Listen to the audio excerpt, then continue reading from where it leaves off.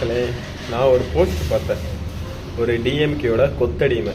அது கொத்தடிமைன்னு சொல்ல முடியாது, மொரட்டு கொத்தடிமையாக இருக்கும்னு நினைக்கிறேன். டிஎம்கேயோட அஃபிஷியல் ஐடி விங்கில் இருக்கிற நிர்வாகி தான்.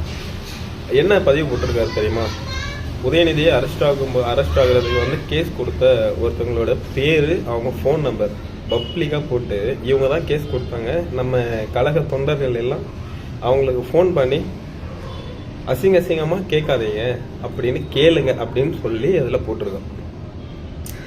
ஒரு ஜனநாயக நாடு, ஒரு கம்ப்ளைண்ட் பண்ணியிருக்கோம், ஒரு போலீஸ் ஸ்டேஷனில் ஒரு கம்ப்ளைண்ட் பண்ணியிருக்கோம். அது யார் என்னன்னு தெரிஞ்சு இன்னும் இந்த அரசாங்கத்துக்குள்ளேயும் இல்லை இந்த ஆட்சி அதிகாரத்துக்குள்ளேயும் இன்னும் நிறையா டிஎம்கே கொத்தடிமைகள் உள்ள அங்கங்கே இருக்க தான் செய்கிறாங்க. இது எப்படி இந்த பேர், அவங்க மொபைல் நம்பர்லாம் எப்படி ரிலீஸ் ஆச்சுன்னு தெரியல. பட் அதை வந்து பப்ளிக்காக பொது தளத்தில் வலையொலியில் போட்டு இந்த மாதிரிலாம் பண்ணுறாங்க. கேவலமான ஈனத்தனமான வேலையை. உங்கள் தலைவர் தப்பு பண்ணல, தப்பாக பேசலை அப்படின்னும் போது உங்களுக்கு ஏன் இந்த கோவம் வருது?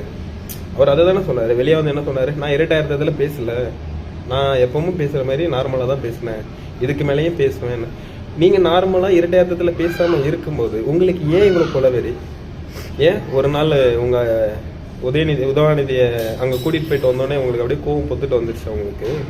ஏன் மக்களுக்காக அதை கூட பண்ண மாட்டீங்களா? மக்களுக்காக உயிரையும் கொடுப்பேன்ற ஒரு நாள் நேரத்தை கொடுக்க மாட்டேங்கிறீங்க, மயிரை கொடுப்பீங்க. நீங்கள் உயிரை கொடுக்க வேணாம், உயிரை எடுக்காமல் இருங்க, அது போதும். இப்போ அந்த குடும்பத்துக்கு எவ்வளோ பிரச்சனை வரும்? உங்கள் இது ஐடி விங்கில் இருக்கிற எல்லா தருதலைங்களுக்கும் இதை போட்டிருக்கீங்களே, உங்களுக்கு ஏதாவது அறிவு இருக்கா?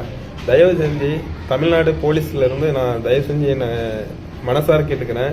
தமிழ்நாடு போலீஸும் சரி, சைபர் கிரைம்லும் சரி, நான் அந்த ஐடி இதிலே நான் போட்டு விட்றேன்.